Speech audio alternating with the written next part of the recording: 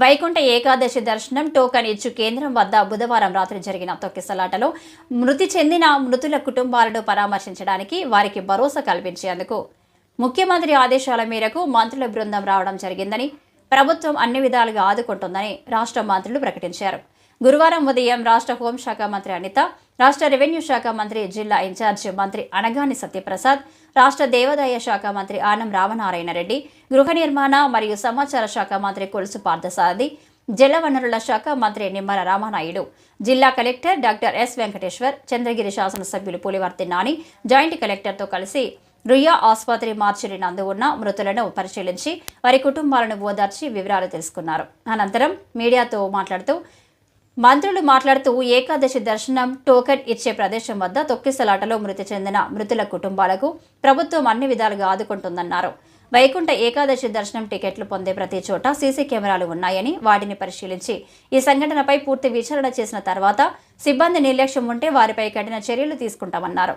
మృతి చెందిన వారి కుటుంబానికి 25 లక్షలు అందజేయడం జరుగుతుందన్నారు.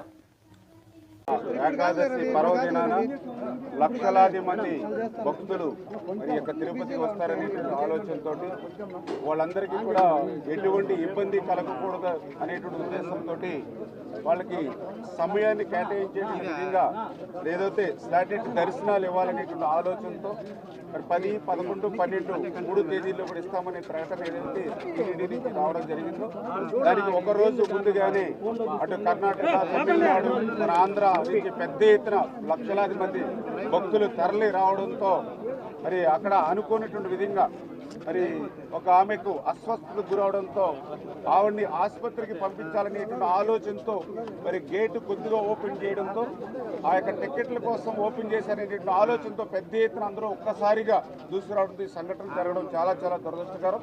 మరి ఇందులో 48 మందికి గాయాలు అవ్వడం, అదేవిధంగా 6 చనిపోవడం చాలా దురదృష్టకరం. వెంటనే ముఖ్యమంత్రి గారు చంద్రబాబు నాయుడు గారు కూడా స్పందించి ఇమ్మీడియట్లీ మంత్రులు ఆ తిరుపతికి వెళ్ళి దగ్గరుండి ఆ క్షతగాత్రులు ఎవరైతే గాయాలు ఉన్నారో వాళ్ళకి మెరుగైనటువంటి వైద్యం, ఎంత ఖర్చైనా కూడా వాళ్ళకి దగ్గరుండే వైద్యం అందించేటువంటి విధానం, అదేవిధంగా ఎవరైతే చనిపోయారో వాళ్ళకి ఆ పోస్ట్ మార్టం కానీ, అదేవిధంగా వారి బంధువులు ఎవరైతే ఉన్నారో వాళ్ళకి కూడా మరి ధైర్యం చెప్పి ఆ చనిపోయినటువంటి వ్యక్తి మరి ఆ యొక్క కుటుంబానికి చేరేంత వరకు కూడా దగ్గరుండి పర్యవేక్షణ చేయమని ఏదైతే ముఖ్యమంత్రి గారు ఆదేశాలు ఇచ్చారో దాని ప్రకారం ఈరోజు మంత్రులు కూడా వచ్చి దగ్గరుండి పర్యవేక్షణ చేస్తున్నామని చెప్పి తెలియజేసుకుంటూ మరి ఖచ్చితంగా ఏదైతే ఆ భద్రతా లోపాల్లోనా లేకపోతే అనుకోని విధంగా సంఘటన జరిగిందా లేదా ఇతరత్ర ఏదైనా మరి ఉందా అనే విషయాన్ని ఖచ్చితంగా దర్యాప్తు చేసి భవిష్యత్తులో ఇటువంటివి పునరావృతం కాకుండా ఏ రకంగా తీసుకోవాలనేది అక్కడ ఉన్నటువంటి సంఘటనలో ఉన్నటువంటి బాధ్యులు ఎవరైతే ఉన్నారో వాళ్ళ దగ్గర నుండి అదేవిధంగా సీసీ కెమెరాలు ఇవన్నీ కూడా పరిశీలన చేస్తూ ఉన్నాం. ముఖ్యమంత్రి గారు కూడా ఈరోజు మధ్యాహ్నం వచ్చి ఆ క్షతగాత్రులు ఎవరైతే గాయాలు పాలినటువంటి ఎవరైతే ఉన్నారో వాళ్ళని పరామర్శించిన తర్వాత మరి టీటీడీ తోటి అదేవిధంగా అధికారులతో కూడా రివ్యూ చేస్తారు కాబట్టి ఆ రివ్యూ ద్వారా తదుపరి చర్యలు కూడా తీసుకుంటామని చెప్పి మీ ద్వారా తెలియజేస్తాం.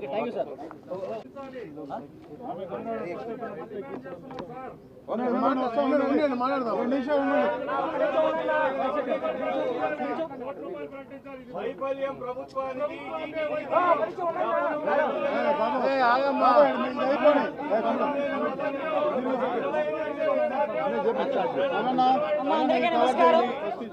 ఏదైనా ఒక దురదృష్టకర సంఘటన జరిగింది. ఎందుకంటే కొన్ని లక్షలాది మంది ప్రజలు ఈ రోజు వైకుంఠ ఏకాదశిన దేవదేవుడు వెంకటేశ్వర స్వామిని అందరూ కూడా దర్శించుకుందామని, అతని ఆశీర్వాదం తీసుకుందామని దూర ప్రాంతాల నుంచి మిగతా రాష్ట్రాల నుంచి కూడా ఈరోజు భక్తులు చాలా మంది ఇక్కడికి రావడం జరిగింది. అదే విషయం ఏంటంటే ఇది చాలా దురదృష్టకర సంఘటన. ఎందుకంటే టీటీడీ ఈసారి లక్షలాది మంది ప్రజలు వస్తారని సంగతి తెలిసి చాలా ఏర్పాట్లు కూడా చేస్తున్నారు. ఈ టీటీడీ చేసిన ఏర్పాట్లని, ప్రభుత్వం చేసిన ఏర్పాట్లని కూడా నిన్న ఉదయమే చాలా మంది భక్తులు కూడా కొనియాడిన సందర్భాన్ని కూడా ఈ సందర్భంగా గుర్తు చేయాలి. నిజంగా ఒక దురదృష్టం. ఒక ప్రాణాన్ని కాపాడబోయిన సందర్భంలో జరిగిన సంఘటన అక్కడ తొక్కిసలాట జరిగింది. దురదృష్టవశాత్తు సుమారుగా 5 ఒక చోట, 6 ఒక చోట కూడా చనిపోవడం, ఒకరు ఒక చోట, 5 ఒక చోట, ఒకరు ఒక చోట చనిపోవడం జరిగింది. ఓవరాల్గా 6 చనిపోవడం జరిగింది. ఆ 6లోని కూడా ఎక్కువ మంది మన విశాఖపట్నం ప్రజలు వాసులు కూడా ఉండటం నిజంగా చాలా బాధాకరం. ఈ సంఘటన జరిగిన వెంటనే ఇమీడియట్గా గౌరవ చంద్రబాబు నాయుడు గారు ముఖ్యమంత్రి వర్యులకి ఈ విషయం తెలియటం, వెంటనే హుటాహుటిని ఇక్కడ ఉన్న ఎస్పీ గారితోని అదేవిధంగా కలెక్టర్ గారితోని కూడా ఏం జరిగిందని చెప్పి ఆరా తీసి ఇమీడియట్గా టీటీడీ ఈవో అధికారులు అందరితోని కూడా ఒక మీటింగ్ ఏర్పాటు చేసుకొని ఇమీడియట్గా అక్కడ ఏం జరిగింది అన్న సంగతి కూడా తెలుసుకోవడం జరిగింది. ఇంకా ఫర్దర్గా జరగకుండా, ఎటువంటి ప్రాణ నష్టం జరగకుండా అక్కడ గాయపడిన ప్రతి ఒక్కరిని కూడా ఆసుపత్రికి తరలించి మెరుగైన వైద్యం అందించే వరకు కూడా మీరు అక్కడే ఉండాలని చెప్పి వాళ్ళందరికీ కూడా ఆదేశాలు ఇవ్వడం జరిగింది. తర్వాత ఎటువంటి ప్రాణ నష్టం కూడా జరగలేదు. ఈరోజు చాలా మంది గాయపడిన వాళ్ళు కూడా ఇంట్లోకి డిశ్చార్జ్ అయ్యి ఇంట్లోకి వెళ్ళిపోయిన సందర్భం కూడా ఉంది. ఇంకొంతమంది ఇప్పుడు హాస్పిటల్లో కూడా కొంతమంది ఉన్నారు.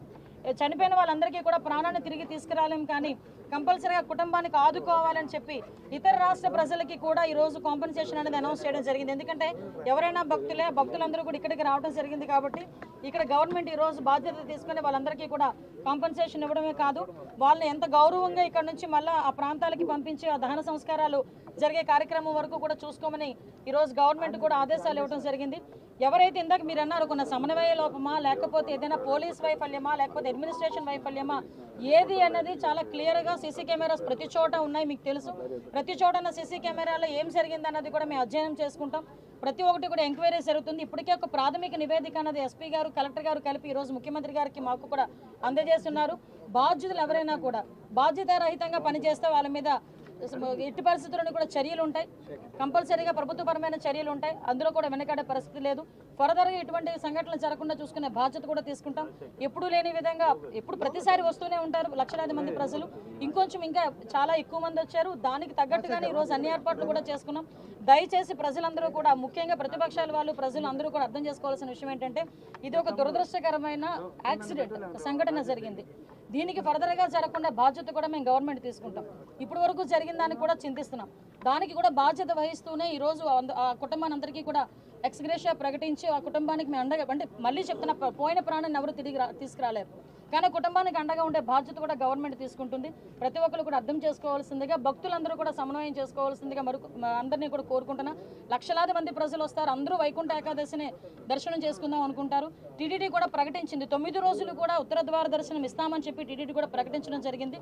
ఆ నేపథ్యంలోనే ప్రజలందరికీ కూడా టోకెన్లు ఇవ్వాలని ఒక మంచి ఉద్దేశంతో పనిచేసిన ఒక చిన్న పొరపాటు అయితే, దురదృష్టకర సంఘటన ఇది, యాక్సిడెంట్ ఇది. కాబట్టి ప్రజలందరూ కూడా అర్థం చేసుకోవాల్సిందిగా కోరుకుంటున్నాను. ఇప్పుడు ప్రాథమిక నివేదిక ఇచ్చారన్నారు. సో ఈ ప్రాథమిక దర్యాప్తు ఏంటి? ఒకటి, రెండోది వచ్చేసి బయట దీంట్లో కుట్రకోణం అవకాశాలు ఉన్నాయనేటువంటి. ఓకే, ఏమైనా ఇందాక మీకు చెప్పానండి, ఎవ్రీవేర్ మేము సీసీ కెమెరాస్ ఏర్పాటు చేసుకునే ప్రతి ఒక్క కూడా వాయిస్ రికగ్నిషన్ కానీ వాళ్ళకి టోకెన్స్ ఇష్యూ చేయడం కానీ ప్రతి ఒక్కటి చాలా పక్కాగా చేసాం. ఎక్కడైనా కుట్రకోణం ఉందని ఆ కోణంలో కూడా మేము కూడా దర్యాప్తు చేస్తున్నాం. ఏదైనా కుట్రకోణం ఉందా, లేకపోతే బై యాక్సిడెంట్ జరిగిందా, ఇప్పుడు ఇమీడియట్గా మేము కుట్రకోణం ఉందని మేము మాట్లాడకూడదు, మా దగ్గర ఆధారాలు లేకుండా మేము మాట్లాడకూడదు.